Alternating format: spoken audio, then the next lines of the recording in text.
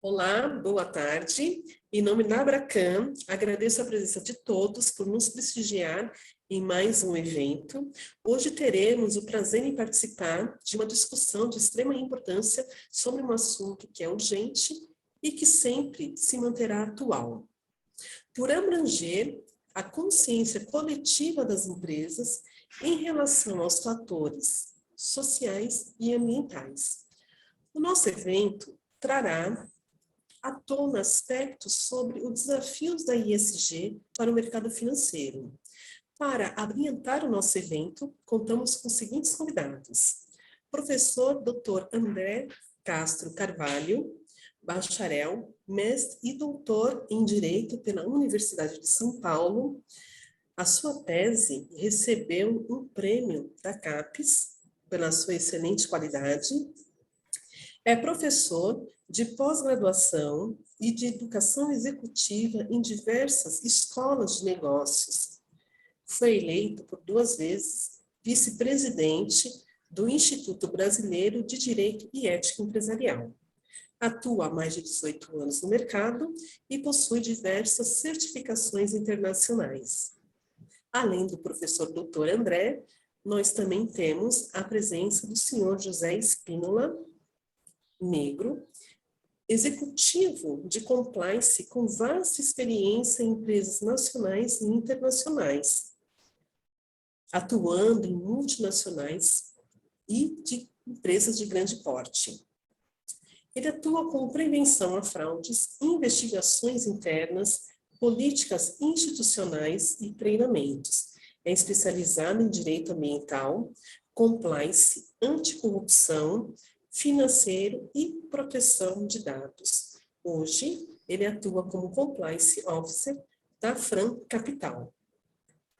Temos também a presença do Dr. Professor Roberto Galassi. Ele é doutor em Serviço Social pela Unesp, mestre em Administração pela PUC, especialista em Administração de Recursos Humanos e Gestão Estratégica de Negócios. Sua experiência inclui carreira executiva em empresas nacionais e multinacionais, organizações também não governamentais. Atua em consultoria e docência. Coordenou a área de pós-graduação por mais de 25 anos no SENAC e atuou na docência de universidades como a FGV, a FIA e Unifei e Unifeb.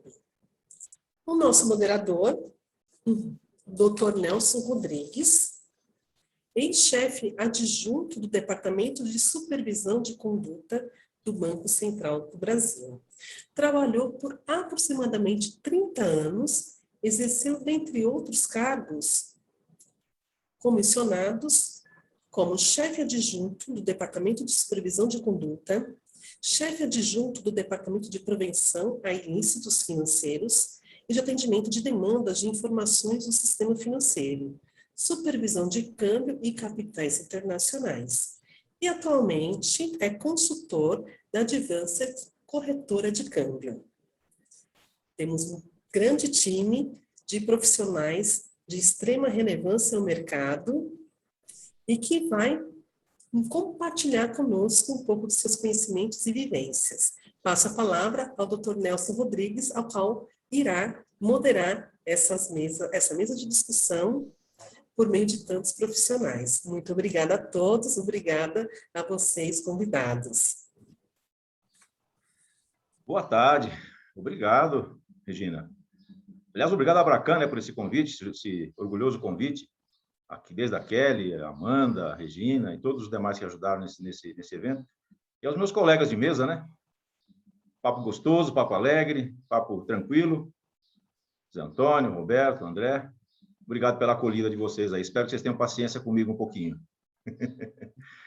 Bom, a gente poderia propor fazer dessa mesa, já que estamos falando em meio ambiente, em climático, poderia propor, assim, dar um nome a essa mesa até de um modelo de um happy hour, por exemplo, né? Eu poderia convidar todos vocês, então, a beber dessa água, né? Comer dessa comida, respirar esse ar puro do conhecimento dos nossos convidados. Que tal esse convite, hein? E vamos tentar ver se a gente consegue entender um pouco os componentes, do que estamos falando quando abordamos ESG. Tá? Estaremos passando por uma transição cultural apenas? Ou também disso? E no sistema financeiro nacional? Na realidade, tem uma resolução do Conselho Monetário Nacional de 2014, que foi revogada a semana passada. Revogada, vai continuar, né? Tem novos rumos. Desde 2014, nós tratamos desse tema. E a resolução chamou de política de responsabilidade social. Agora, o Banco Central rebatizou isso com PR-SAC, né? Política de responsabilidade social, ambiental e climática. Então, sem muitas delongas, vamos ouvir nossos colegas. Eu sorteei no papelzinho, quem vai falar primeiro aqui. O papelzinho saiu o mais bonito da turma, saiu o doutor Roberto. Doutor Roberto e os demais colegas também. Desculpe a brincadeira. De uma forma assim, bem abrangente, bem sucinta, dado o nosso tempo, né? Do que estamos falando quando nos referimos a ESG? Por favor, Roberto. Perfeito. Doutor Nelson, sempre gentil. Gente, amiga, boa tarde. Que bom estar com vocês aqui nessa tarde. Eu primeiro preciso agradecer rapidamente, em alguns segundos, esse convite muito prazeroso. É a primeira vez que estou vindo aqui a Abracan e feliz em poder conhecê-los e conhecer a história desta organização. Mais feliz ainda, né, para propor aqui no tema do nosso Happy Hour essa ideia do ESG, né? Então, Happy Hour é alimento, conhecimento também é alimento, né? Então, vai ser um brinde poder ouvir vocês também. Obviamente, eu vou, aproveitando a palavra que você me passa, doutor Nelson, eu acho que vale a pena, pelo menos, pontuar da onde que eu estou falando isso, né? Então, eu estou falando isso muito focalizadamente no campo da gestão empresarial, em particular, né? E eu estou falando, né, tudo aquilo que eu for comentar aqui tem a ver um pouco com essa perspectiva de compreender, a partir dessa última trajetória minha na educação corporativa, na educação do ensino superior, na pós-graduação, né? Então, assim, o nosso olhar é um olhar um pouco de pesquisador, um pouco do campo da gestão, né, integrando esses dois elementos. Bom, então, o que são essas três siglas, né, que vem do idioma inglês: Environmental, Social and Governance, né? E aí cabe muito bem a tradução aqui para o nosso português de meio ambiente, o social e governança, né? Bom, seja de uma maneira ou de outra, eu costumo dizer nas rodas de conversa, e aqui já adianto que vou fazer algumas provocações para os colegas da mesa também, para a gente começar o papo, né? Eu adianto que ESG, para mim, é uma síntese. E por que ela é uma síntese, né? Kofi Annan era secretário-geral da ONU, junto com a Rede Pacto Global, 2004, edita um documento onde eles propõem essa ideia do ESG. Mas eles não propõem do nada, não? Tem uma trajetória que está antes desse evento, né, de 2004, que consolida nesse documento na Rede Pacto Global esse aspecto mais fortemente econômico-financeiro, né? Ou seja, do risco em particular. 2004.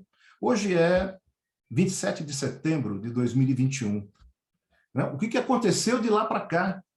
Antes disso, de lá para cá. Então, eu quero chamar a atenção, né, de que esse tema, esta síntese, na verdade, carrega historicamente um movimento muito grande e um conjunto de iniciativas de organizações, de governos, de pessoas, de instituições de maneira geral. Então, aqui, pensando que o nosso ouvinte hoje também precisa compreender, né, esse processo todo, aliás, na política de responsabilidade social ambiental do Bacen, tem lá um capítulo especificamente falando sobre o bom entendimento e compreensão desse tema, né? Então, acho que vale a pena destacar isso, né? 1995, por exemplo, a criação de uma organização chamada Grupos de Institutos, Fundações e Empresas, aqui em São Paulo, que trata exclusivamente do investimento social privado. Ele traduz a filantropia empresarial norte-americana e coloca o investimento social privado no Brasil.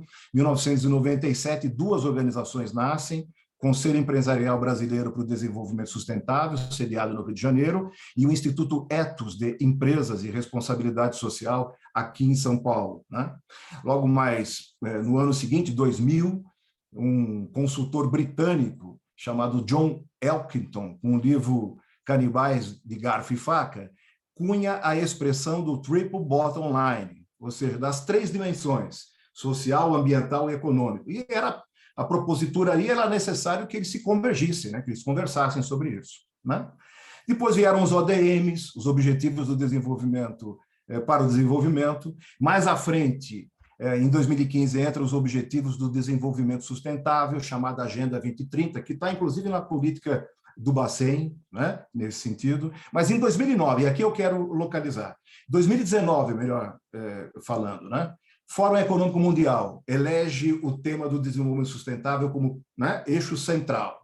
No mesmo ano, o CEO de uma maior organização de investimento nos Estados Unidos, a BlackRock, o seu Lawrence Flink, ele diz a mudança estrutural das finanças. E aqui o ESG se apresenta como essa síntese, né? Convido até vocês, para quem quiser testar isso, entra no Google Trends e coloca a palavra lá ESG e vocês vão ver a curva das pesquisas ao longo desses anos para você identificar como é que o ESG se apresenta agora. Então, o tema não é absolutamente novo, mas é uma síntese absolutamente contemporânea e real para nós, né? Por que real? Porque ela trata especificamente dos riscos sociais, riscos ambientais para os negócios de maneira geral, mas não só, né?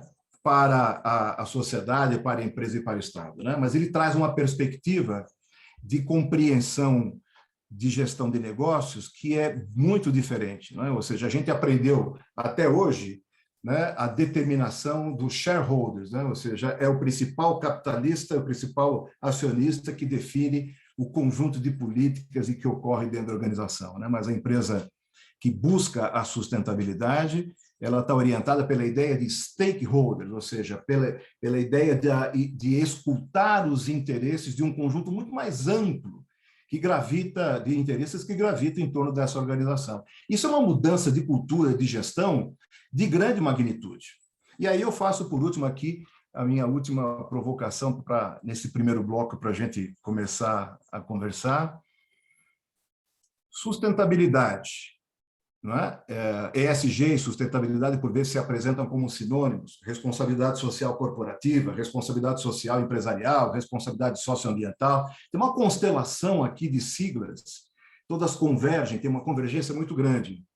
Mas uma provocação que eu faria é a sustentabilidade algo que se atinge no momento presente? Ou ela está no plano futuro? Se ela estiver no plano futuro, sustentabilidade, portanto, é um objetivo, é uma aspiração, é um desejo. E se é um desejo e uma aspiração que está no plano futuro, nós aqui que estamos no momento presente, então precisamos utilizar todos os recursos que temos, né, de consciência, de conhecimento, instrumentais disponíveis, e há muitos nesse sentido, que nos colocam naquela direção. Eu diria, portanto, que ESG, nesta lógica, são instrumentos mais do que estratégicos para se alcançar essa sustentabilidade enquanto objetivo. Essa ideia entre relação do que é finalidade e o que são meios me parece importante no mundo empresarial. Me parece importante aqui, porque ele está investindo seu capital, está investindo sua energia, né? Então, qual é a verdadeira finalidade desse processo todo?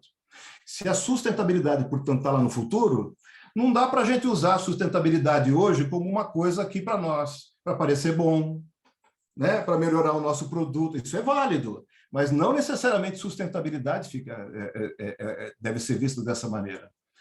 Quando a gente faz isso, a gente está apropriando uma finalidade como um instrumento, quer dizer, eu uso a sustentabilidade para alguma coisa. Me parece que não é essa a política que o Bacen está trazendo, não é essa, me parece, as várias experiências que vocês vão ver aqui, né? As organizações que se orientam para este objetivo da sustentabilidade, de novo, que está no plano futuro, é nobre, é estratégico, demanda muito esforço de conhecimento, de instrumento, de investimento de capital, mas também de consciência. Se é isso que nós estamos falando, então a pergunta é como é que nós aqui na Abracan, quem nos ouve hoje, né, como é que a gente se coloca nesse caminho? Né? Dr. Nelson, você utilizou agora há pouco a palavra jornada, eu acho que sustentabilidade é uma jornada, sim, e ESG é absolutamente o principal instrumento do momento. Bom, fica por aqui para a gente começar a papear. Só um petisco, né, Roberto? Só um petisco. Muito bem. André, você com a sua vasta bagagem de conhecimento, sua experiência mundial, você até fez uma apresentação de ADES para a Abracan, né? Foi muito interessante, muita boa, uma abordagem muito boa. Também dá uma pitadinha para a gente sobre seu pensamento, sobre a sua experiência das políticas de ESG. Perfeito. Bom, boa tarde a todos e todas. É um prazer poder voltar aqui a falar com todos da Abracan.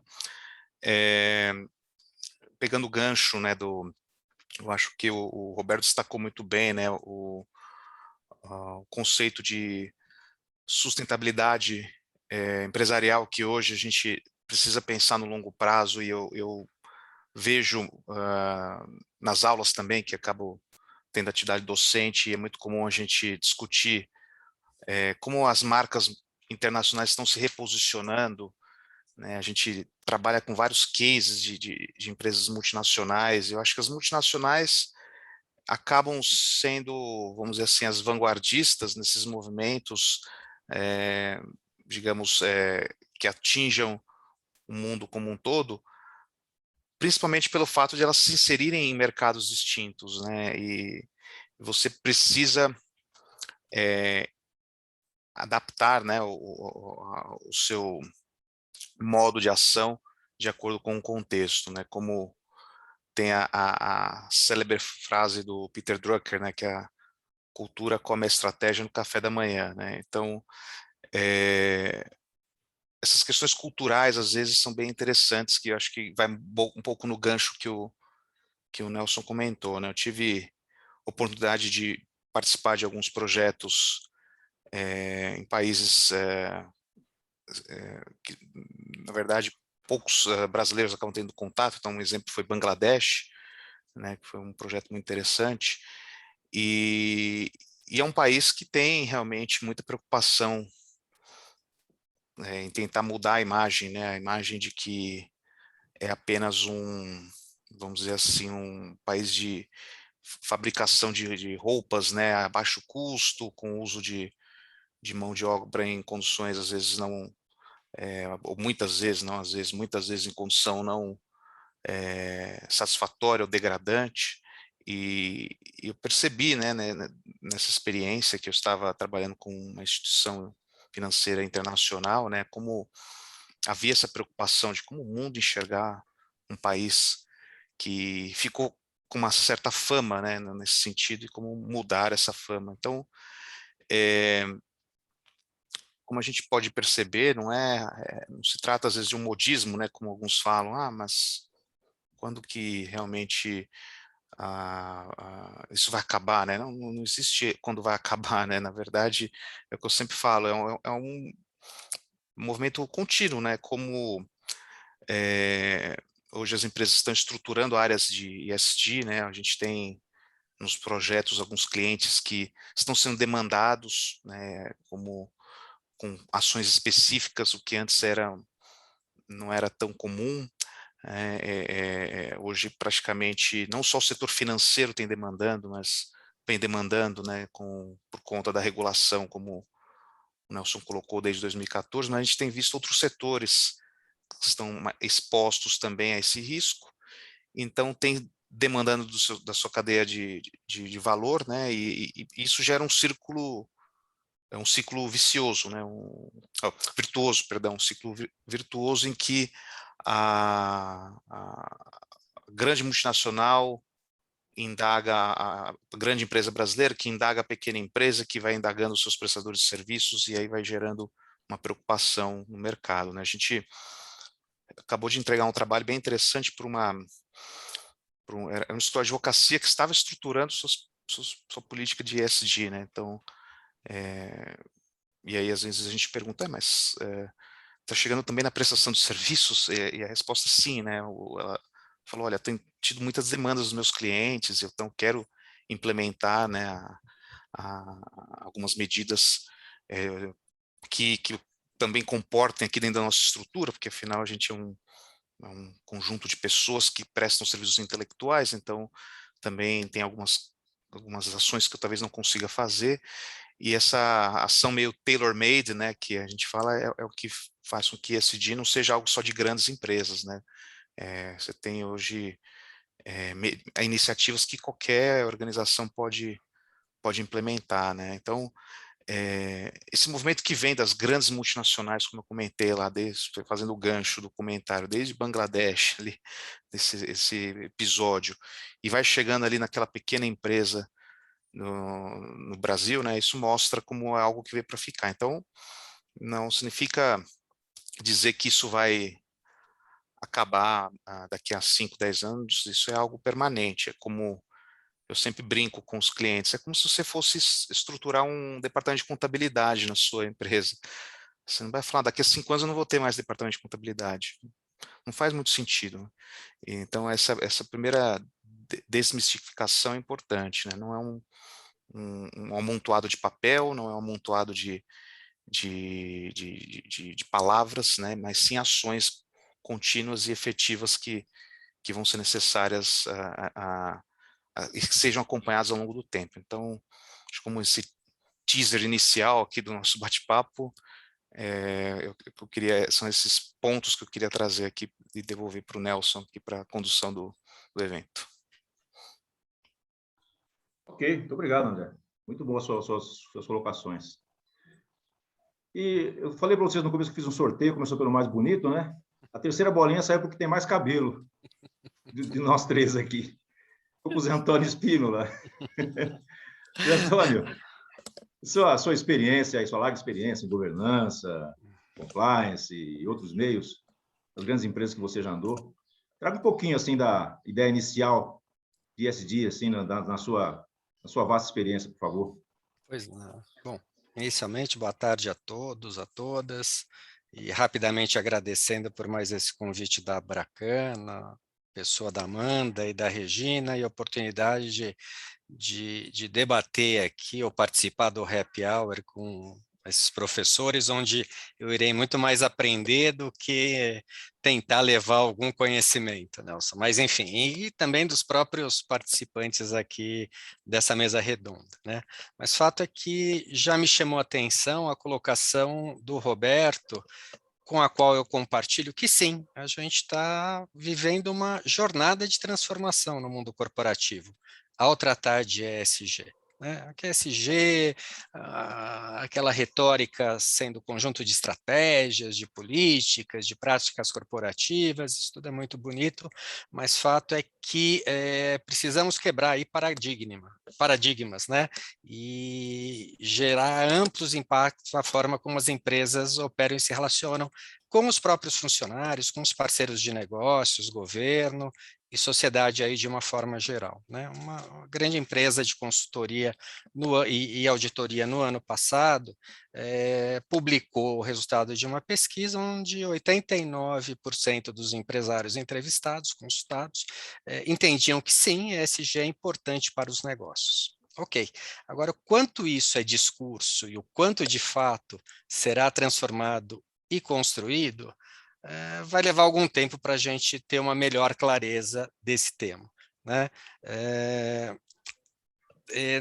O fato é que o foco não é mais só neutralizar os danos de um processo produtivo ou de participar uma entidade filantrópica por conta das sociedades. Né?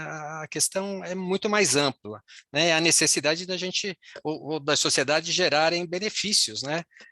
Para um grupo mais amplo de stakeholders, como o próprio Roberto já havia mencionado também e que compartilha do meu entendimento. Né? O fato é que a nova geração de consumidores que são mais engajados, eles não aceitam uma série de práticas relacionadas a meio ambiente e a questões sociais de uma forma geral. Né? Então, a minha visão é de que o ESG não pode ser encarado apenas como que a sociedade, de uma forma geral, não deve entender só como uma questão de generosidade por parte do empresariado. Né?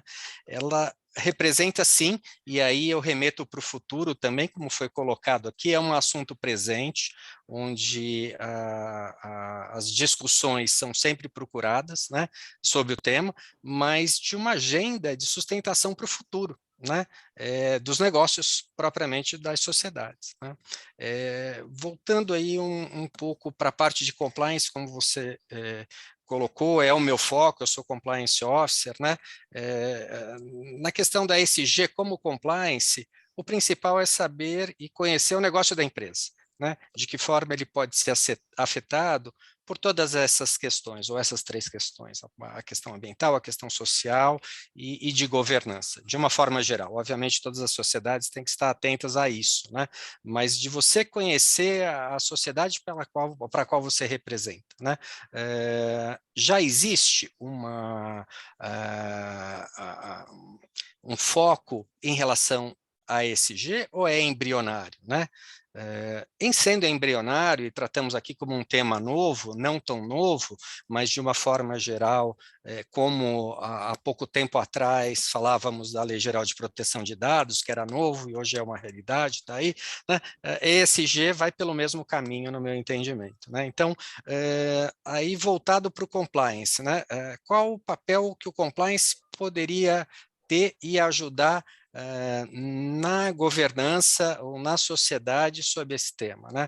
Fato é que, pelas atribuições do compliance, né, ele possui diversas ferramentas, não só o fato de ter em grande parte das instituições uma comunicação direta com a alta cúpula e o apoio da alta cúpula, senão, no meu entender, né, uma área de compliance não se sustentaria numa empresa.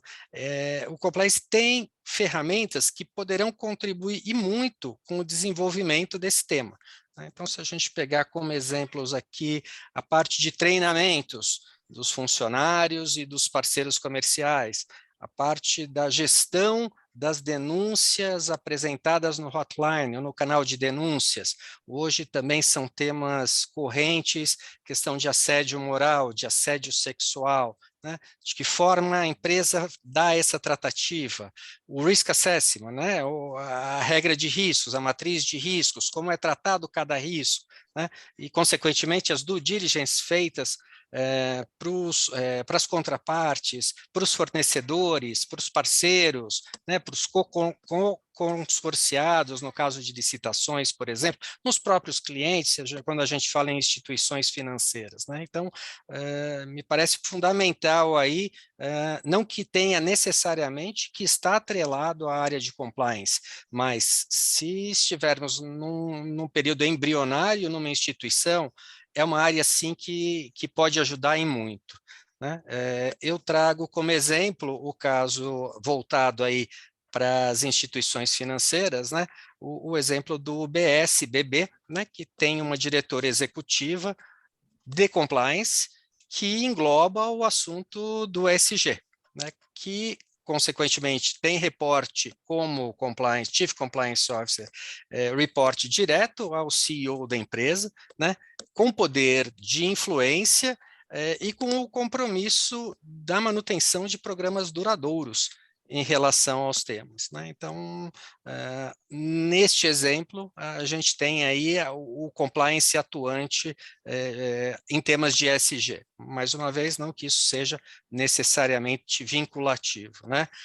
Fato é que, no meu modo de ver, é imperativo que a sociedade e a instituição tenha um compliance bem definido, bem estruturado, robusto, a parte de governança, a parte de controles internos e a parte de conformidade para que uma política ESG possa ter sucesso. Então, os primeiros pitacos aí que eu gostaria de dar, vou trazer aqui a todos, né? E vamos aprofundar o tema, com certeza, aí no próximo bloco. Obrigado, Nelson. Ok, Antônio. Poxa, legal que você comentou aí. E aproveitar esse seu gancho aí, a gente poderia ouvir um pouco do Roberto e do André. Dentro do sistema financeiro, como é que vem? De dentro e de fora, claro, né? Como usuário ou como fazendo parte da estrutura, como é que vê? O que significa para vocês uma política de responsabilidade socioambiental? Essas questões, o que traz de vantagem ou desvantagem para qualquer instituição? Como é que vocês veem isso, hein, Roberto? Vou me reportar aqui a esse período histórico dos últimos 30 anos, né? De novo, sempre reforçando que esse tema é uma síntese muito contemporânea, porque ele carrega um conjunto de experiências importantes aqui, né? Se vou citar, por exemplo, os bancos, né? Os bancos de maior porte, né? Então, o primeiro grande projeto, né, na área social, em particular, tem a ver lá com a Fundação Bradesco, tá certo? O Banco Itaú, você tem o Itaú Cultural, a Fundação Itaú Social, e você tem os projetos de incorporação do próprio Banco Itaú. Mesmo assim, uma dos seus fundadores, que é a Maria Alice Setúbal, né, fundou lá em bairros periféricos a Fundação TID Setúbal. O que eu quero dizer com isso? Quer dizer, tem uma história enorme de processos que estão sendo construídos hoje, mas que vem com uma experiência muito grande. Um alerta importante, né? Aí eu diria isso tanto é um benefício, tanto é algo absolutamente relevante, mas, por outro lado, muito focado no que o André e o Zé Antônio trouxeram, no que se refere a risco e compliance, né? Saber fazer o que você está fazendo, entender e compreender o que você está fazendo, né? Quando você abre a organização e se comunica com o mercado e começa a interagir com a sociedade, se você tiver apenas numa atitude, como o Zé Antônio chamou de filantrópica, eu vou chamar aqui de doação, né? Então vou lá apenas para fazer, um pouco a trazer aquela sustentabilidade como um recurso para fazer alguma coisa, a sociedade vai olhar para isso e não vai dar confiabilidade. Então, qualquer ação que você precisa fazer, você precisa ser crível nisso que você está fazendo, né? Então, ao abrir-se para o conjunto socioambiental dessa política, significa que você está concordando que a empresa é um sistema aberto. E se ele é um sistema aberto, visceralmente aberto, você tem que estar treinado, capacitado, você, liderança, dirigentes, membros do conselho, para poder entender e compreender que essa relação entre a empresa e a sociedade, ela não é necessariamente sempre, né, o mundo da poliana. Quer dizer, ela é também conflituosa em muitas partes, né, em muitas circunstâncias, mas você ter hoje instrumental de conhecimento, ferramental disponível no mundo da gestão, no mundo contábil, no mundo do compliance, no mundo, enfim, da gestão de riscos, que te oferece oportunidades de você mensurar e dimensionar isso, né? Eu penso que, primeiro, a empresa se atualiza quando ela faz isso, ela está absolutamente alinhada com as demandas da sociedade contemporânea. Qual seria o benefício de não fazer, então, né? É ficar para trás nessa, como o André falou, na cadeia de valor, né? E é para tudo, é para serviços, é para varejo, é para a indústria, ou seja, todos os sistemas estão impactados por essas políticas, né? Então, uma política de responsabilidade socioambiental, ela precisa ser planejada de forma crível, mas há muitos aspectos aqui que precisam ser pensados e trabalhados filosoficamente dentro da organização. A gente tem exemplos aí de organizações, a CPFL é uma delas, fora aqui do ambiente financeiro, em que durante longa data, uma vez por semana, tratava de questões de filosofia com a sua alta liderança, né? Você me pergunta, mas por que ele faz isso? Porque você trabalhar pela integridade e ser compliance nas suas relações e ser crível nas ações que você precisa fazer, não basta apenas você idealizar um projeto social e executar. Exige uma transformação dentro da organização que repercute para fora e para dentro, né? Então, eu visualizo, em resumo, benefícios de grande magnitude para o mundo da gestão, para a cultura da organização, na relação com as pessoas, na relação com os stakeholders, né? E, por outro lado, riscos muito importantes se essas ações não forem críveis, genuínas, autênticas, a ponto da sociedade poder crivar isso. Eu não sei se eu respondi a sua pergunta, Nelson. Respondeu, claro. É uma coisa interessante essa abordagem, porque o mundo está aí, a gente às vezes não percebe como está sendo observado pelo terceiro, pelo alheio, pelo stakeholder, né? Às vezes a gente deixa passar detalhes assim, detalhes pequenos é um pleonasmo, né? Mas, assim, deixa eu passar detalhes que são importantes, às vezes, para um e para outro. É importante esse mundo usar. E aí você, André, em relação ao sistema financeiro, você compararia o que você vê no Brasil, algum outros países que você visitou? Você percebe já incutida essa cultura, esse trabalho já nesse segmento?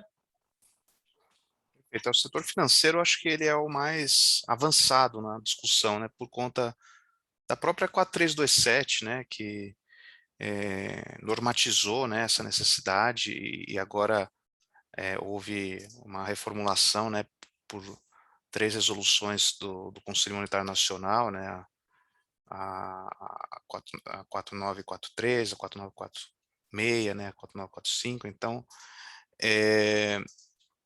o que eu acho que é importante quando a gente olha, faz benchmarking, né, e vê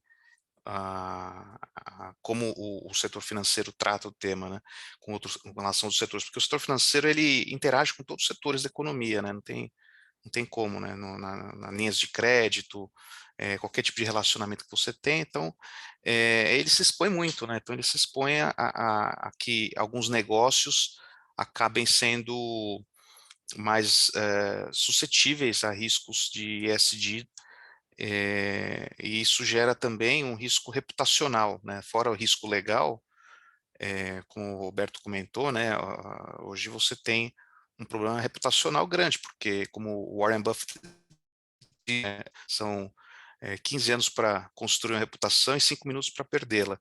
Então, qualquer evento, né, que envolva riscos de ESG e esses últimos 2 anos, principalmente, 2, 3 anos, né, como o Roberto comentou também, né, o crescimento do interesse do tema. Então, no Google Analytics, a gente consegue ver, quase dobrou o número de pesquisas em relação ao tema. Então, a sociedade tem estado mais atenta, os reguladores também, né, e também a imprensa, né, e acho que quando você vê cada vez mais notícias que vinculam os temas aqui no Brasil, acho que isso tem aproximado muito o Brasil do resto do mundo, né, comparando como que o resto do mundo enxerga. Então, há sempre essas preocupações, né, por exemplo, dependendo do mercado, né, a gente tem muito maduro, acho, ainda já um certo nível de maturidade em relação a alguns riscos, então, por exemplo, lavagem de dinheiro, corrupção, né, privacidade, acho como o Zé Antônio comentou, né, no caso de riscos ESG, a gente ainda carece realmente de um olhar mais global. Então, você tem realmente, às vezes, algumas nações que têm maiores preocupações que as outras, e as empresas que são, enfim, são reguladas, né, dentro dessas nações acabam liderando o tema. Então, eu acho que ainda, no nosso caso aqui, o setor financeiro está realmente à frente de outros setores, e acho que nisso o fruto do bom trabalho, né, tanto da regulação no tema e das instituições brasileiras, né, que têm essa preocupação. Outros setores ainda têm começado a despertar, né, a atenção, como eu comentei na primeira parte, e a questão de tempo de você realmente chegar numa uma horizontalização em relação ao tema, como aconteceu como o Zé Antônio comentou, com corrupção, com privacidade, com outros temas, né. Então, acho que essa é uma tendência inexorável, né. O que eu acho que é interessante, talvez agora, partindo do pressuposto de que há essa mentalidade, o que se pode fazer para melhorar, vai um pouco na linha também da fala do Roberto, de como você tangibiliza em ações, né. A gente vê muito, muita dificuldade, às vezes, de definir critérios objetivos, né, de critérios ESG. Então, em especial na gestão de riscos, né, de terceiros. Então, que tipos de critérios? Geralmente são critérios mais pela via negativa, no sentido de que não estar em listas, né? Então, você não está numa lista de trabalho escravo, você não está numa lista de embargos do IBAMA. Então, significa que você é uma empresa que teriam critérios ESG, isso não é verdade, né? Então, na verdade, você não estar, acho que é um pressuposto da contratação, porque se você estiver, isso vai gerar um nível de risco muito alto e fora do apetite de risco das organizações. Então, talvez hoje a gente precise desenvolver mais critérios positivos, no sentido de, ok, você cumpriu o pressuposto de não estar nessas listas, mas e agora em relação às ações efetivas, né? O que você consegue demonstrar, né, nesses 3 campos, né? Então, você consegue demonstrar em questões de governança, você consegue demonstrar em questões sociais, ambientais, né? Agora climáticas, né, a partir de julho do ano que vem também. Então, a gente tem aí um tempo de preparação. Eu acho que esse pode ser, digamos, a segunda onda do ESG, né? Acho que do setor financeiro. A primeira onda dessa conscientização e despertar do tema já aconteceu, né? Então, agora a segunda onda é realmente trazer efetividade ao tema. Então, para que não fique só no discurso e não vire um discurso washing, que é muito usado, né? Você está usando só para fins de ter branding, né? Olha só, sou uma empresa ESG, mas na verdade preocupações efetivas mesmo, você não consegue tangibilizar, né? Então, acho que eram as contribuições que eu teria para esse ponto que você levantou, Nelson. Excelente, André, excelente. Aliás, lembrar, né, ajudar aí a Amanda e a Regina, os colegas que tiverem fazer alguma provocação, algum escrito, use o nosso Q&A aí, tá? Jogue para a gente que o pessoal tá doido para saber a dúvida de vocês. Mas, Antônio, você arregalou um pouco os olhos com uma afirmação que você fez aí, de um exemplo, um bom exemplo, por sinal, né, do compliance, tem um canal direto já com um corpo decisório, tem uma influência, é o sonho do compliance, né, dos compliance. Nem sempre as coisas são assim, Nem sempre. mas estamos no caminho disso. O que você daria, qual é o recado que você daria da sua experiência? Como é que você traduz isso para o nosso pessoal? Porque, na realidade, se a gente pensar bem, o tema ESG estaria bem assentado quando nós não precisássemos de norma de ninguém, né? Já fosse natural de cada um de nós, na nossa estrutura, né? Como você vê isso? Como é que você orienta os compliance a poder agir de uma maneira segura, forte, sem perder seus empregos, claro, né? Sim, sim. Pois é, esse é o grande desafio, né, Nelson? A gente teve a oportunidade de comentar e conversar um pouco sobre isso, e trazendo um pouco mais do que o André e o Roberto falaram, mas é a minha posição também, né? A falta de parâmetros para tornar esse processo mais claro, mais uniforme para todos, agentes públicos, mercado, é um dos grandes desafios para ESG, né? Falta de padronização de dados, transparência de critérios, né? Isso tudo é um complicômetro, digamos assim, para esse assunto, né? Que pode levar as empresas a pensarem, né? A carga de trabalho para eu implementar, né, uma política ESG, será que não supera as recompensas do próprio programa? Né? Então, aí se reserva para mim um grande ou os grandes desafios sobre o tema. Obviamente, em contrapartida, como o Roberto e o André já tiveram a oportunidade de falar, né, aí um posicionamento do Bacen pela necessidade de definição, né, dessa política de responsabilidade social. Mas precisa aí, obviamente, se estabelecer parâmetros também. Se a gente for buscar a própria Abracan aqui, promovendo encontros como os nossos aqui, espero que isso tenha uma continuidade e com outras pessoas, outras cabeças, para que a gente também possa ouvir outras frentes, né? É um grande motivador, né, disso tudo. A Ambima e a CVM, né, já com edição de guias relacionados a esse tema, também são outras frentes. Tá? Se a gente for pensar como em nível global, né, nós temos aí a questão dos reguladores mundiais, né, buscando aí uma solução para esse problema. E uma solução disso foi a edição da nova regulação de divulgação de finanças sustentáveis, aí voltada para a nossa área, né, de instituições financeiras, que está em vigor desde março desse ano, né, na União Europeia, que é um conjunto de regras voltadas para superar ou enfrentar essa falta de supervisão. Né? Então, sim, se busca aí soluções para isso, mas é o grande desafio que a gente enfrenta. Né? Talvez tendo, não querendo ser negativo ponto de vista algum, né? Iniciativas como as nossas aqui, de conversa e outros fóruns de discussão também, mas a coisa não se limita só à compliance, obviamente, e como eu falei no primeiro painel, se eu tenho uma governança, uma estrutura robusta, e em ação, né, isso é um ponto de partida que pode auxiliar as sociedades no desenvolvimento dessa política ESG, como ela pode seguir um rumo próprio, né? Como a própria Lei Geral de Proteção de Dados, quando se fala na figura do DPO, né? Que é o responsável pelos dados pessoais sigilosos, pode estar no guarda-chuva de compliance? Pode, como um dia compliance, né? Ou em muitas organizações isso ainda acontece, está embaixo do guarda-chuva do jurídico, que a gente sabe que não é o desejável, né? Sim, pode vir para o compliance, mas não necessariamente que esse seja um caminho, né? E um outro aspecto que eu gostaria de incluir aqui no nosso debate, e para reflexão mesmo, né? Será que também em relação a ESG, não há necessidade, aí um cunho mais jurídico, eu sou advogado por formação, mas eu brinco que eu não advogo faz muito tempo, né?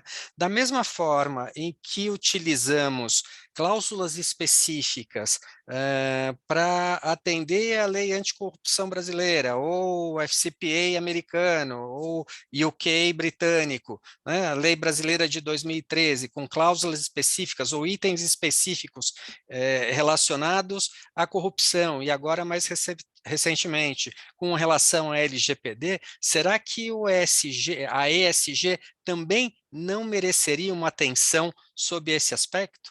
Né? Obviamente, e voltado aí para a questão do compliance, a necessidade de uma due diligence, um background check dos nossos clientes, né, é muito mais, ou a necessidade é muito maior de que isso se torne ou tenha uma robustez do que era feito anteriormente, né? Até sob o aspecto ambiental, né? e social. Social no sentido de que hoje nós temos aí uma visão com relação a assédios muito forte, né? E que deve ser encarado sob o aspecto trabalhista. Nós temos canais que às vezes se transformam em provas, inclusive, eu já tive essa experiência, né? De ex-colaboradores, não na Fran, em outras empresas que eu representei, né, de utilizarem as tratativas ou a gestão dessas denúncias na própria reclamação trabalhista, no próprio processo judicial, né? Os aspectos sociais também, né, visto aí de uma forma mais ampla, né, em relação ao empresariado, de que forma são respeitados os direitos dos colaboradores, funcionários dessas empresas, né? A gente, voltando um pouco aí à questão da regulamentação, pode se lembrar do exemplo da barragem de São Marco, né, lá de Mariana, que foi a primeira vez que a CVM atribuiu responsabilidade criminal e administrativas aos administradores da companhia, né? Então, eu acabei esquecendo de citar esse exemplo só para remeter ao que eu mencionei lá atrás com relação às ações aqui no Brasil para esse assunto do ESG. Mas a associação, de novo, do compliance e o papel do compliance sendo, diria até, fundamental, né? O programa de governança fundamental para a estruturação dessa política de ESG, eu acho que a gente não pode desconsiderar esse ponto, né? Excelente, Antônio, excelente abordagem. Roberto, me diga uma coisa, assim, na sua visão, essa visão mais ampla que você tem, essa pouca experiência de 30 anos, o que nós estamos assim falando no momento? Nós estamos falando de um período de aprendizagem, um período de comunicação, uma transição cultural, né? Como é que a gente toca as pessoas na necessidade disso? Seria o quê? Mostrando resultados financeiros? Como é que a gente toca as pessoas que, às vezes, precisam estar dentro do processo e não estão totalmente convencidas? Qual seria a sua abordagem sobre isso? Muito bem. Acho que nós estamos falando que a boa comunicação pressupõe um bom receptor, né? Bons interlocutores, pressupõe também uma boa escuta. Nós estamos hoje aqui conversando com com a área financeira. Então, é claro que aqui o tema financeiro é uma equação, sem dúvida, mais do que relevante, necessária para a nossa área. Mas eu acho que é importante situar, de novo, que esse tema ele é uma síntese nova de uma experiência que vem de longo tempo, né? Então, não é um assunto antigo, né? Eu acho que a gente precisa eu tomaria um cuidado ao falar a palavra antiga, porque às vezes a expressão antiga pode diminuir um pouco esse processo de aprendizagem, né? Nós estamos falando de um trabalho geracional. Mudança de cultura não se faz da noite para o dia, não é comprar um chip, resetar a máquina e sair funcionando, porque transição de cultura tem exclusivamente impacto sobre as pessoas e a sua capacidade de gerenciar o conhecimento dentro da sua organização. Quer dizer, quando a gente debate cultura organizacional, nós estamos discutindo aspectos, inclusive filosóficos, né, da organização. Você nasce para quê? Sua empresa serve a quem? São questões existenciais que nós debatemos na formulação estratégica da companhia, né? Então, se até agora eram apenas os investidores, ou o pioneiro, o principal acionista que falava isso, agora é o conjunto de stakeholders que vai tratar isso. E como é que a gente vai aprender com esse processo? Ouvindo. Né? Então, assim, primeiro, a empresa está aberta para dentro e para fora. Esta aprendizagem se dá na sistematização desse processo. Bom, lamento, né, Zé Antônio, a gente vai ter que crescer do ponto de vista, né, da nossa estrutura, de investimento, mas você sabe, no mundo, aquilo que você põe o seu dólar em cima é porque você coloca valor naquilo. Então, eis o tema que a gente vai ter que tomar uma prioridade, quer dizer, para onde a gente quer caminhar, o quanto a gente quer caminhar, de que maneira a gente quer caminhar, e aí eu preciso investir nesse sentido. Né? Acho que não tem outro caminho. Então, a aprendizagem se dá quando eu sistematizo e estruturo essa aprendizagem, quando eu levo a minha liderança para debater as coisas que fizemos, mas para debater os erros, coisas que a gente não costuma fazer dentro das empresas. Nós erramos com esse posicionamento. O que a gente vai fazer com isso? Né? Olha, a mídia já está trazendo o resultante disso. Né? Afeta a marca, afeta produto, afeta cliente, afeta a cadeia de valor, afeta investidores. Por que o capital sai daqui e vai para outro lugar? Né? Então, quando a gente fala que agora chegou a hora, né, do ESG nesse momento, é porque, de fato, né, acho que o mercado de capitais está trazendo isso também. Né? Vamos lembrar aqui que o Dow Jones Sustainability nasceu em 99. O índice de sustentabilidade empresarial aqui na antiga Bovespa, agora B3, nasceu em 2005, aliás, mais ou menos 2004, 2005. Né? Então, significa dizer que eu tenho investidores olhando para dinheiro bom em organizações boas. E isso significa organizações que estão caminhando aqui. Bom, não dá para pensar, portanto, sem me alongar muito, em transição de cultura, porque eu julgo que nós estamos nesse momento na transição de cultura, né? Cultura de liderança, né? Cultura, inclusive no próprio conselho, né? Que a gente está discutindo liderança participativa dentro do próprio conselho de administração. Quer dizer, como é que a gente vai ouvir esse conjunto, né, de stakeholders? Mas não dá para falar sobre isso sem falar das pessoas. Né? Então, essas pessoas são as pessoas mais estratégicas para testar se a tua fala é crível ou não. Né? Você vai parecer bonzinho lá fora e vai maltratar quem está dentro da sua casa? Não é? Então, esta comunicação para dentro e para fora, ela tem que ter uma equalização. Portanto, é fundamental. Não dá para a gente falar algo só que é uma construção de um desenho intelectual sem que os meus pés, as minhas mãos não estejam fazendo a mesma coisa. Né? Eu, de novo, volto a dizer, instrumentos para isso tem muito. Não quero avançar aqui, mas depois queria dar algumas dicas e sugestões de leitura para todos vocês aí, de pesquisas que vale a pena. Aliás, é só para comentar, né? A Rede Pacto Global, uma delas, a Rede Pacto Global, e uma organização chamada Stiling, de pesquisa, publicou agora a evolução do ESG no Brasil em todos os setores. E, de fato, André, só para fazer um diálogo contigo, de fato, o setor financeiro, lá, embora naquela estatística, ele não se apresenta o setor financeiro no primeiro lugar. Primeiro vem o sistema de agrobusiness, mas o sistema financeiro é o segundo maior impacto relevante, né, nessa questão do entendimento do ESG. Está aqui no estudo, é só colocar na internet, estudo a evolução da ESG no Brasil, Pacto Global, é um documento maravilhoso que pode servir de orientação. Espero não ter me alongado, gente. Desculpa se eu entrei no horário. Jamais, muito importante suas observações, Roberto, muito importante. E, André, e assim, praticamente nesses 4 termos, assim, aprendizagem, comunicação, transição cultural, ou sentimento das pessoas, o toque nas pessoas, como é que você percebe essa conotação?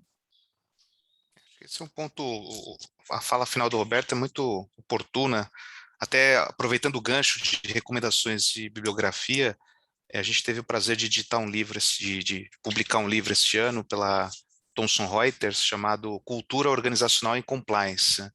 E a essência, na verdade, vou resumir o livro, mas para quem tiver interesse, está aí disponível aí nos e-commerces, mas a essência do livro é que toda empresa ela começa, quando ela vai estruturar conformidade, né, pensando compliance como um conceito lato sensu, como o Zé Antônio utilizou no início, né, que não envolve só corrupção, envolve muito mais, né, inclusive até alguns já têm defendido academicamente que estaria dentro do G ali do ISD, né, então faria parte integrante do conceito que a gente está falando aqui.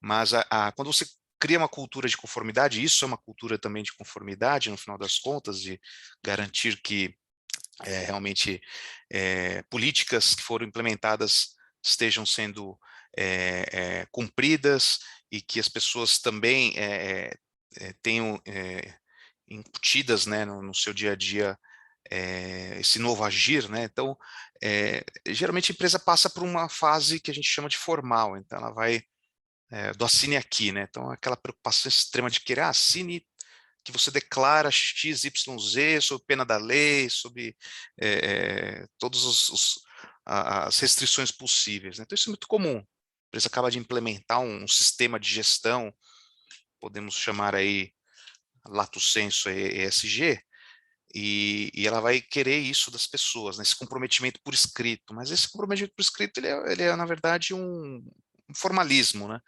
Ela precisa evoluir para uma cultura, para um momento de se apropriar de maior efetividade de tudo isso. Então, o que se entende como efetividade? Olha, está gerando números, foi um pouco o que o Roberto falou, não adianta parecer bonito fora de casa e dentro de casa, cheio de casos de assédio moral, cheio de problemas violando regras ESG, não ter diversidade e inclusão, então não adianta, né? Você para fora parecer de um jeito e dentro de casa não fazer a lição, né? Então, buscar indicadores, volumetria, efetividade, seria, vamos dizer assim, uma fase intermediária de qualquer um desses programas. E qual que é o objetivo final? Aí é a cultura, como o Roberto comentou, né? Então, chegar numa fase cultural, uma fase em que as pessoas fazem não porque está escrito, mas porque realmente elas acreditam que aquilo é importante, né? Como eu gosto de usar o exemplo do cinto de segurança. Quando foi implementado, primeiro veio uma alteração no Código de Trânsito, então veio a parte formal, então olha, a partir de agora é multa. Mas não foi da noite para o dia que as pessoas passaram a usar, né? Então foi necessário investir em conscientização, então as pessoas passaram a entender que aquilo não era algo só para arrecadar dinheiro, né? Ela tinha uma finalidade importante ali, que é proteger a vida do motorista, dos passageiros. E aí, hoje, é algo natural, né? Você entra num veículo, grande maioria dos motoristas, a imensa maioria, faz isso e nem lembra que é uma regra que pode dar multa, né? Então ela nem passa pela cabeça, porque virou cultural, né? Então hoje é automático que uma pessoa entre num veículo e utilize o cinto de segurança. Então isso demora, como o Roberto comentou, eu tive a oportunidade de participar de um projeto de longo prazo de transformação de cultura organizacional E você começa a ver resultados depois dos 5 anos, né, assim, de trabalho. Então, é algo que você vai colher no médio longo prazo, né? Se você começar a perceber que, primeiro,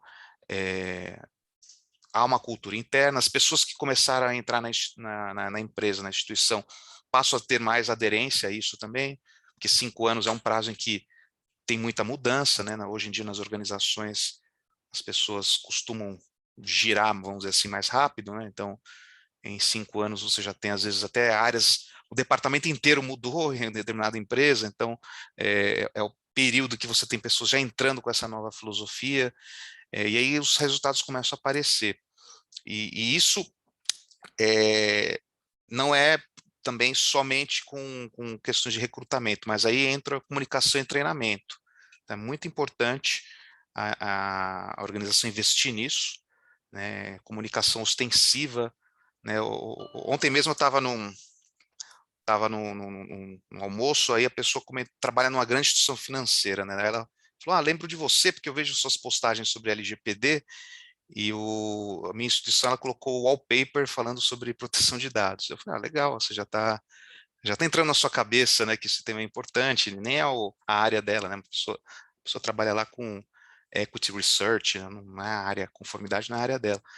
E os treinamentos, ele falou, também comecei a fazer vários treinamentos que foram exigidos e bem interessantes. Então, e aí acho que entra o papel educacional, que a gente incentiva muito, né, com cursos, com lives, palestras, não, eu sempre falo, o treinamento ele é que nem um jogador de futebol, né? Você não coloca ele em campo lá, vai lá, cobra falta, bate pênalti, ele precisa ter o treinamento, né? Tanto é que se ele não chega bem treinado, ele erra o pênalti, passa errado, não consegue correr. É a mesma coisa, né? Não adianta você achar que na organização não é assim que funciona. Se você não tem as pessoas bem treinadas, elas vão também desperdiçar o pênalti na hora que precisa bater, elas também não vão bater falta de maneira adequada. Então, o que eu falo não é um custo, né? As empresas não podem ver treinamento em conformidade como um custo, e agora entrando ESG também como um critério de treinamentos. Tem que ver como parte desse processo de desenvolvimento, e que precisa ter orçamento, precisa ter investimento, precisa trazer gente de fora precisa fazer interno para passar o dia a dia, e precisa trazer gente de fora para trazer outras visões, né, fazer uma reflexão mais profunda, porque a pessoa que não conhece o dia a dia da empresa, mas ela conhece um pouquinho de várias empresas e pode trazer um pouco ali de uma nova realidade, uma nova reflexão, e tudo isso você vai gerando massa crítica. Várias vezes eu já saí de treinamentos, a pessoa falou, tive uma ideia que você falou no treinamento, a gente vai alterar a nossa política. E é exatamente isso que a gente espera, né? Que o treinamento ele não seja só lá para cumprir formalidade, porque o Banco Central ou a CVM pediu, não, realmente para você aproveitar a oportunidade para gerar a criação da cultura e gerar o aprimoramento do seu sistema de gestão. Então, espero também não ter me alongado muito, que isso é um tema que eu gosto muito, essa parte educacional, mas eu acho que aí acho que entra o papel também relevante da Abracan nesse processo. Ótimo, ótimo, André. Muito bom das suas colocações. Mas, Antônio, antes de você fazer seu comentário, um resumo e seu apanhado, eu queria ler aqui uma observação do nosso amigo José Varanda, cumprimentando vocês aí pela mesa, excelentes observações e ensinamentos, que nos ajudarão muito no trabalho de transformação da cultura ética no mercado financeiro como um todo.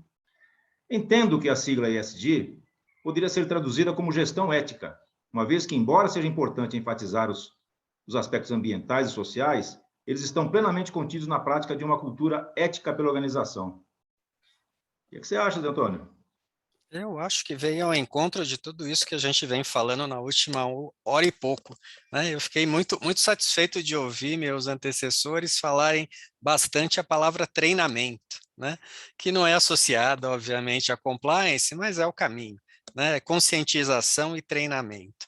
Eu tive a oportunidade, não na Fran, na instituição atual, né?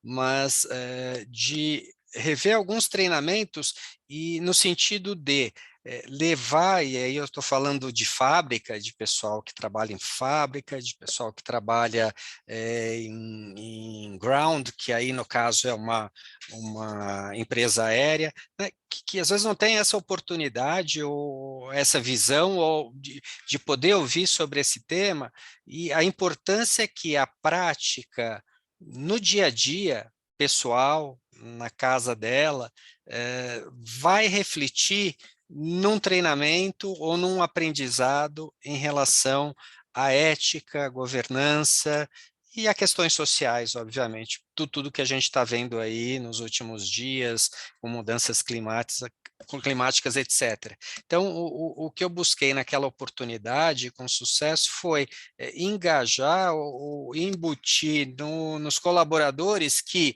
aquilo que ele faz na empresa também é um reflexo daquilo que ele faz em casa. Então, né, o porquê eu não devo parar em fila dupla na frente da escola das minhas filhas? Por que eu não devo, ou dos filhos? Por que eu não posso jogar um papel pela janela? Né? Não é só a conscientização pela governança, pela ética, pelos bons costumes no ambiente de trabalho, onde eu ganho o meu salário, onde desenvolvo o meu trabalho, mas também o reflexo disso fora, para a criação de um mundo melhor, que deve ser o objetivo de todos nós, não só a sociedade, mas de pessoas também. Né? Então, treinamento, de novo, né? Não necessariamente associado à compliance, mas com um objetivo coeso de se fazer algo melhor. Né? Há dificuldade, sem dúvida, para treinamentos, ainda mais hoje em dia em tempos de pandemia, ou nos últimos meses, anos, né? Ano e meio, né? De pandemia, né? Mas eu entendo como estamos aqui, há ferramentas hábeis, e eu tenho utilizado dessas ferramentas para que a gente possa fazer um treinamento, para que a gente possa obter uma confirmação de presença, e até por questões regulatórias, de que as pessoas estão treinadas, né? Isso com enfoque também das instituições financeiras, principalmente, né? Mas da gente poder tirar dúvidas, e isso não é um custo exagerado. Né? Talvez nem tenha custo, talvez a dificuldade maior seja adequar o tempo das pessoas e dos departamentos para que a gente possa fazer isso. Pelo menos é uma das dificuldades que eu enfrento. Outro exemplo que também foi adotado e com um custo baixo, para essas mesmas pessoas de menor conhecimento, ou conhecimentos mais restritos, né? E para tornar o assunto lúdico, houve edição de gibi do tipo Mônica mesmo, para explicar que determinado ato ou postura era errada, né? Dentro da organização.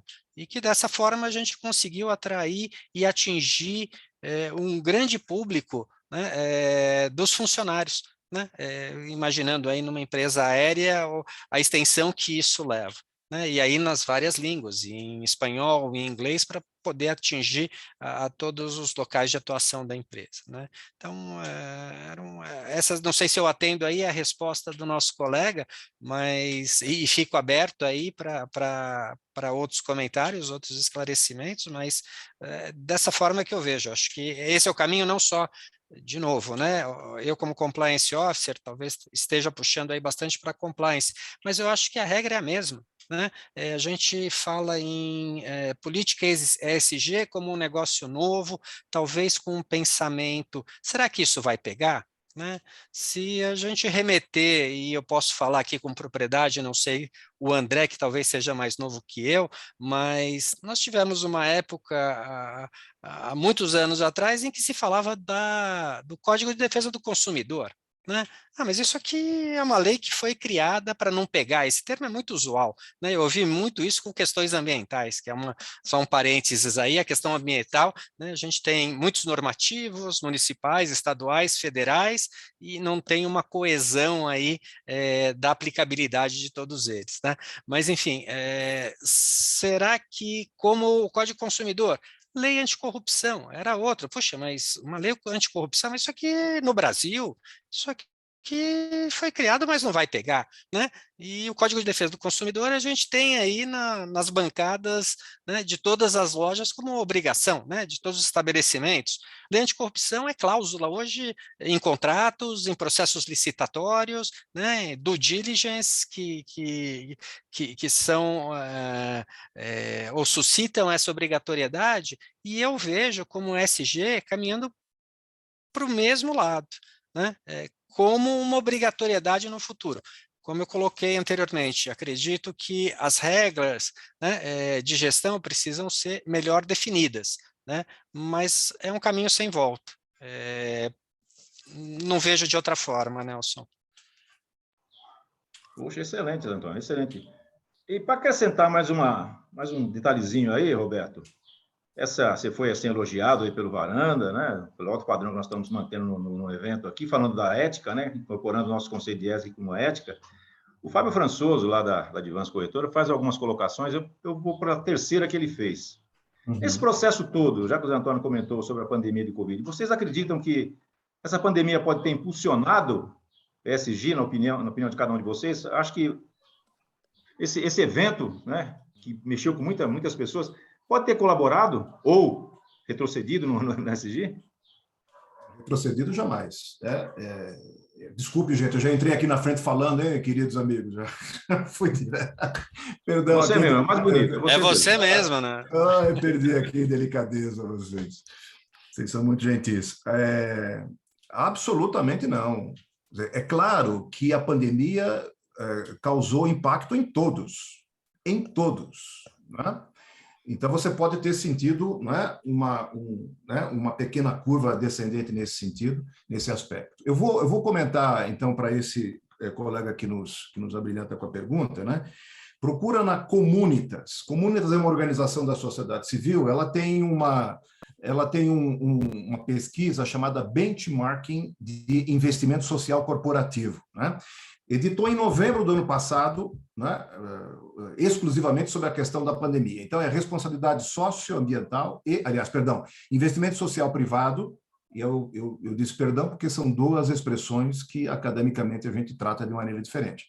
Mas é o investimento social privado, o que ficou no lugar desta antiga filantropia empresarial, digamos assim, né, no passado, investimento social privado corporativo, que tem a ver com o investimento de capital privado em trabalhos em relação com a comunidade. Quer dizer, capital privado, né? Não é subsídio, é capital da própria empresa. E, às vezes, ela se organiza constituindo um instituto ou uma fundação, embora as duas são sem fins lucrativos, mas são normações e regulações diferentes, não é? Se vocês entrarem nessa pesquisa, então, o BISC, né, que é o Benchmark de Investimento Social Corporativo, 2020, vocês vão localizar exatamente a curva de como é que foi o trabalho que as empresas, de maneira geral, atuaram nesse processo. Uma segunda dica é que vocês entrem numa outra estatística que se faz a cada 2 anos pelo GIFE, Grupo de Institutos, Fundações e Empresas, GIFE, G-I-F-E. Esta organização, nascida em 95, ela acompanha nos seus associados o volume de investimento, entre outras coisas, o volume de investimento, as áreas de investimento, os projetos, pessoal treinado, pessoal das equipes. Se você entrar nesse site chamado CensoGIF, está no site do GIF, vocês vão poder ter uma dimensão de como que, ano a ano, né, de como é que esse aspecto que é da sociedade, né, porque quando você fala de pandemia, nós estamos falando do contexto que é global, mas também é local, mas que está fora do mundo da empresa. Como é que isso impactou a empresa? Então, acho que esses 2 documentos podem produzir elementos para quem quer estudar e portanto, responder melhor essas perguntas. Eu penso que houve, sim, um abalo, porque é natural isso acontecer com todos. Houve uma mudança, talvez, estratégica, um reposicionamento de vários projetos de investimento social corporativo que estavam direcionados para uma determinada área e que carrearam frontalmente para a área da saúde. Quer dizer, então, o volume de iniciativas empresariais, né? Agora falando de todos os setores, aqui eu englobo agrobusiness, comércio, varejo, indústria automotiva, siderúrgica, estou falando de todos os setores, né? Carreário para a área da saúde, porque é a demanda da saúde, naquele momento foi a demanda da saúde, a questão mais importante. Subfinanciamento de qualquer ordem, financiando equipamentos, notadamente equipamentos, preparação para médicos e etc., né? Alimentos, né? Agora, o que vale importante dizer, né, que a pandemia, nessa pesquisa, já vai demonstrar isso também, a pandemia é absolutamente, né, um gatilho, né, para recolocar e para reposicionar a empresa na sociedade e nas questões sociais. E eu diria, então, que a pandemia em si, né, começa a abrir espaço para outras questões que já são muito antigas e que, invariavelmente, especialmente aquelas empresas que não se aproximaram disso, estão agora desejando debater.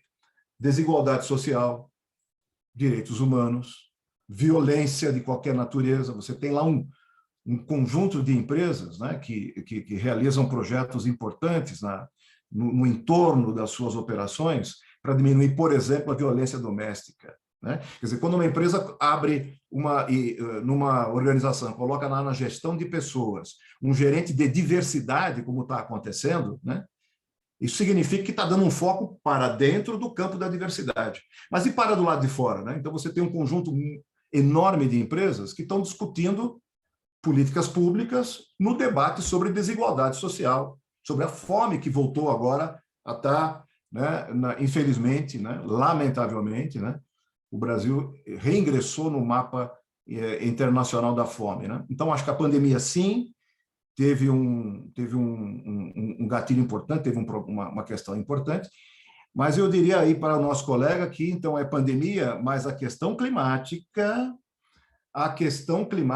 é algo que precisa ser tratado de igual valor e está no nosso pé, né? Para quem viu o que aconteceu no interior de São Paulo ontem à tarde, 5 horas da tarde, e posso falar isso por conta da minha relação com aquela cidade, na região de Ribeirão Preto e Franca. Se vocês não viram, penso que vocês viram, mas se não, vale a pena vocês verem.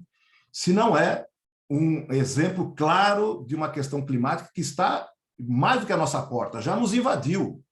Então, é justo, né, que a gente crie instrumentos e ferramentas para que as empresas avaliem os riscos sociais e ambientais para a geração do seu negócio. Você não pode ficar fora disso, porque se você não fizer isso, o seu negócio está em risco também, e aí, com o seu negócio, milhões de empregos, a sociedade vai junto.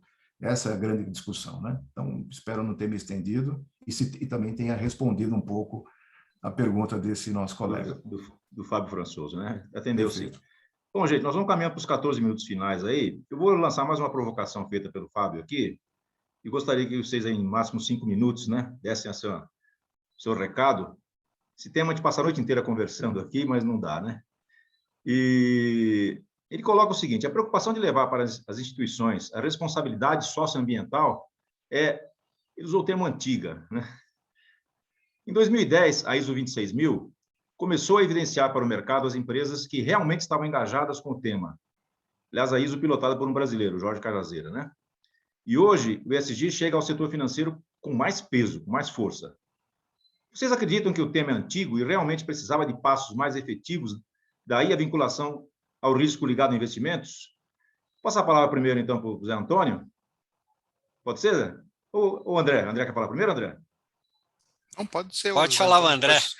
Depois eu concluo aqui. Inverte a pauta aí. Então vai, André, manda abraço nos seus comentários finais, por favor. Não, tá joia. Eu acho que o Roberto já tinha comentado, né, a questão da gente não achar que não diminuir, né, a importância do tema, como um tema velho.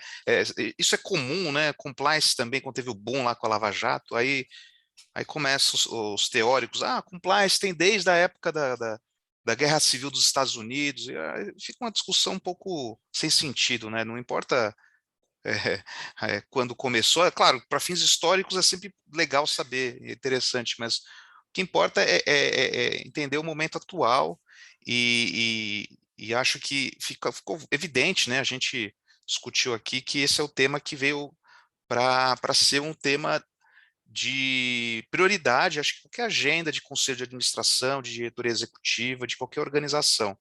Então, o fato de ser novo ou velho, eu acho que é pouco relevante. O que é relevante é que daqui para frente vai ser um tema em que vai gerar ou mais negócios ou menos negócios, dependendo de como a empresa se situar, né?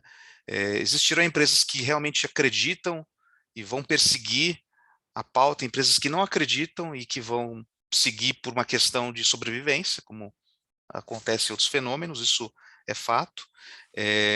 Então, é muito comum, às vezes a gente senta com o cliente, a primeira coisa que ele fala, esse governo, é sempre assim, o governo não tem mais nada para inventar para a gente, né, para gastar dinheiro. Então, era assim com compliance anticorrupção, LGPD, agora ESG, e eu sempre falo, olha, não é bem o governo que cria isso, é o contexto que exige, né, a gente, na verdade, a gente está tendo o quê? Uma maturidade que não existia há 10, 20 anos ou 30 anos atrás, como o José Antônio comentou, na época do CDC, né? Eu lembro, na época do CDC, que falava, essa lei não vai pegar, né? Aí era discussão, Pois é. lei que pega e lei que não pega, né? Quer dizer, se alguém falar que o CDC não pegou hoje, é uma pessoa que tá maluca, né? Não dá para dizer que não é uma lei importante. Então, é tudo questão de tempo, né? E acho que as empresas que largam na frente, elas ganham vantagem competitiva no sentido de elas acompanharem essa evolução que está acontecendo desde o início, porque uma coisa é você chegar lá depois que está todo mundo já estruturou, e aí você tem que fazer as pressas, aí fica aquela construção, né, da cultura meio artificial, que acaba não sendo sustentável, né? Então a empresa ela precisa colocar isso no radar. Eu sei que existe às vezes outra prioridade, enfim, e às vezes isso acaba não entrando no dia a dia, mas é como o Roberto falou, a gente está se deparando cada vez mais de eventos, né? Esse ano acho que a Europa e os Estados Unidos lá com as inundações, agora essas tempestades aí de areia, e entre outros pontos que vão chamando a atenção, secas, né? Que realmente o tema está impactando, então não tem como negar fatos, né? Os fatos estão aí. Como a empresa vai se preparar, eu acho que vai ser o grande diferencial. É o caso da pandemia, né? Que foi a pergunta anterior. As empresas que tinham, isso é uma pesquisa bem interessante, no sentido de que as empresas que tinham critérios ESG, ou políticas e procedimentos, elas saíram melhor na pandemia do que as empresas que não tinham, né? Isso ficou comprovado.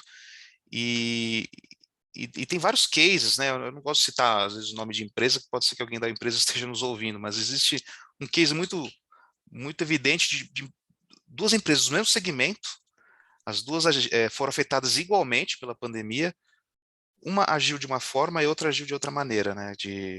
Uma mais com uma cabeça mais ESG, a outra nem tanto. E essa empresa saiu melhor. Os resultados financeiros mostraram depois, quando divulgaram as demonstrações financeiras, que o público viu que ela estava mais bem preparada, né? Então, continuaram consumindo os produtos daquela empresa, em detrimento da empresa que não soube se portar muito bem numa situação de crise. Então, o ESG traz resiliência para as empresas também, porque conformidade gera resiliência, você está preparado para os riscos, você está preparado para os problemas, então, hoje em dia a resiliência é um dos valores mais buscados, né, em uma organização, a saber suportar eventos que possam trazer problemas, né, e como ela supera esses problemas, porque nem sempre ela vai estar navegando no oceano azul, às vezes ela vai passar por turbulências, então eu acho que isso é uma forma também da empresa se preparar para o futuro cada vez mais disruptivo, cada vez mais digamos aí dinâmico, líquido, né, como diz o Bauman, né, então a empresa precisa estar mais maleável a esses eventos. Então é o tema, eu acho assim, é o tema, não vou dizer que é do passado, mas é o tema do presente, para a gente encerrar, digamos, essa discussão histórica. Então, realmente uma empresa que se preocupa com o tema do presente, ela vai mais longe, né? Acho que isso é fundamental, né? Então, eram as minhas considerações em relação a essa pergunta. Legal, André, muito boa, muito boa. Vou deixar o Roberto Galassi para o final, que ele ficou de indicar para a gente umas leituras aí, né? Aí eu vou passar para o Zé Antônio primeiro, aí depois eu passo a palavra para o Roberto, tá? Não, Zé, eu vou ser breve, Nelson, se você me permite. Desculpa, cortei a sua fala, não. mas o André fala do momento, né? É o assunto da vez, né? Se é do passado ou se a pandemia auxiliou, startou esse assunto, o fato é que hoje é uma realidade, né? E as empresas que quiserem sair na frente têm que pensar nisso. Não basta só fazer o mesmo dos outros, né? Mas tem que fazer diferente com implementos, né? Dentro da possibilidade. Então, como já foi bem colocado aqui por todos, né? Algo que precisa ser estudado, ser pensado e estruturado. O fato é que não dá para sair fazendo e falando, não, eu tenho uma política, ou pegar aqui mesmo no Google, que foi bastante comentado também, procurar por uma política de meio ambiente, uma política de ESG, editar e vender, entre aspas, essa ideia para os seus funcionários, para os seus clientes, para os seus fornecedores, né? E remetendo um pouco àquilo que também o Roberto comentou, né? Lembrando as questões ambientais, né? A gente hoje tem um governo americano, do Joe Biden, né, muito preocupado com a questão ambiental, né, com grandes ambições para essa área, né, e se comparado com o compliance, a lei anticorrupção brasileira é um espelho praticamente do FCPA americano, né, e a expectativa de que o governo americano, os Estados Unidos, venham a processar casos além das fronteiras, né, deles, né, isso pode ser uma realidade também para assuntos ESG, e precisa estar em mente de todos nós, né. Então eram essas as considerações finais, Nelson, e fico aí à disposição para responder as questões que apresentarem no nosso QSA. Obrigado, Obrigado. Antônio. Obrigado, hein? Professor Roberto Galassi, com você está a responsabilidade de fazer o encerramento, Opa, suas palavras, suas indicações de leitura. Opa, eu já... Que não, todo mundo encerra junto aqui, né? Uma pitadinha sobre essa questão da ISO 26000, que eu acho que é interessante também, né? Então, esta certificação, na verdade, a ISO 26000 é uma norma não auditável, acho que é importante citar. A auditável é do Inmetro, da BNT, que é a 16001, que é o Sistema de Responsabilidade Social Corporativa. Embora ela seja abrangente no sistema como um todo, a ISO 26000, que corretamente o nosso colega aí que está nos ouvindo, foi muito legal pontuar isso, porque ele foi pilotado aqui no Brasil pelo Cajazeira. E não sei se vocês conhecem como é que é o processo de audiência pública de uma norma ISO, né, para se construir, à luz do que aconteceu com a ISO 9000, depois com a 14000 ambiental e outras tantas, né, quase 5, 6 anos para que essa audiência pública ocorresse, e ela nasceu a partir das demandas da região, notadamente do Brasil. Então está corretíssimo ele, quando citou o Cajazeira, que pilotou esse processo. Isso já está em livro, está no próprio livro com o nome dele, também está dizendo lá a ISO 26, mas aqui o que eu queria pontuar é que a ISO 26000 é uma norma, não é, certificadora do sistema como um todo, na sua gestão. Quando a gente fala de ESG, nós não estamos falando só da mesma coisa. Quer dizer, eu diria que a BNT, que é a 26000, ela está aqui inserida dentro desse guarda-chuva que hoje eu chamaria de síntese ESG. Aqui tem outras tantas questões, né? Então, olha, eu já fiz 2 sugestões aí de leitura. Estou falando aqui de leituras também pelos navegadores da internet para ficar mais fácil para vocês, né? Uma pesquisa da Globescan sobre sustentabilidade e liderança. Esta pesquisa é recente, né? Pesquisa de líderes de sustentabilidade 2021, é agora, muito recente.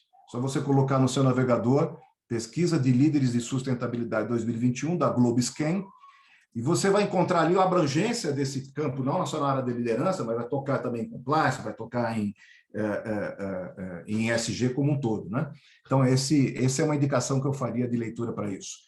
Fundação Dom Cabral tem uma pesquisa, que é uma pesquisa norte-americana, mas foi editada também no Brasil, dizendo que, assim, olha, existem estágios de desenvolvimento das empresas. Ok? Existem empresas de grande porte, de médio porte, pequeno porte, mas também existem estágios de desenvolvimento. O André trouxe um pouco disso na sua fala, né? Quer dizer, como as portas de entrada são várias, né? E elas vão se consolidando ao longo do tempo, o que o ESG faz? O ESG integra isso, né? E ao integrar, podem, gerando ou não estruturas funcionais, como a que o Zé Antônio citou, né? Diretor de ESG, gerente de sustentabilidade, etc. Isso está frequentemente em uso, né? Naquelas organizações que estão entendendo dessa maneira, mas o ESG integra esse esforço, né? de todas as portas, né? Eu, por exemplo, era executivo de recursos humanos no início das décadas de 90 e cuidava de um projeto social da fábrica com a comunidade, né? 89 e 90. Então, o que começou lá pela área de recursos humanos, depois foi para a área do meio ambiente, com os efluentes, né? Depois vai para a área de supply chain, vai para a área de logística e cadeia de valor. Ou seja, esse é um tema que toca a todas as portas da empresa. E o que o ESG faz? O ESG, então, faz a síntese disso. Esse estudo da Fundação Dom Cabral, sobre estágios de desenvolvimento, vai perceber que tem organizações que são muito formais, né? Quer dizer, anda pelo formal, como o André falou, mas depois eles vão ascendendo nesses degraus, né? Então, está aí uma pesquisa interessante para vocês conhecerem, a pesquisa do Globiscan, a pesquisa do situação do ESG no Brasil pela Pacto Global. Quem tem interesse em ouvir um pouco mais isso, estudar, não deixe de entrar no site da Rede Pacto Global Brasil.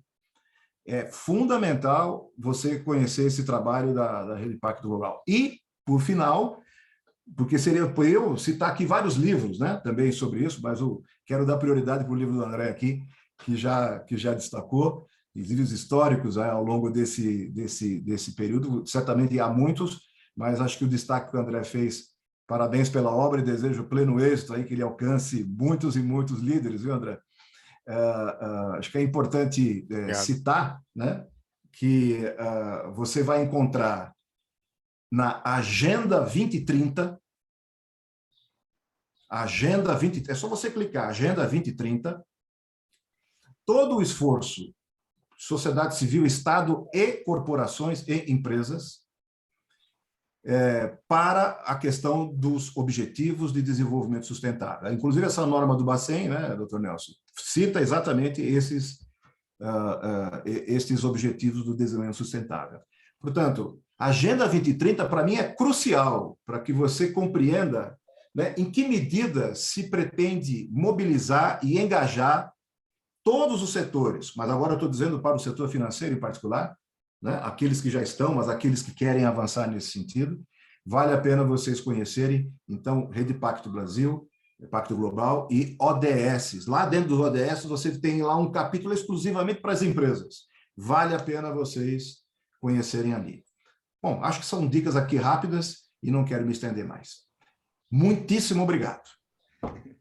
Muito bem, gente. Olha, eu precisaria de meia hora para ler os elogios que estão dirigindo aos senhores aqui, viu? Foi uma tarde, O Paulo Teixeira está parabenizando a Abracan também, os palestrantes, é claro, né? Sem dúvida nenhuma, e outros mais aqui.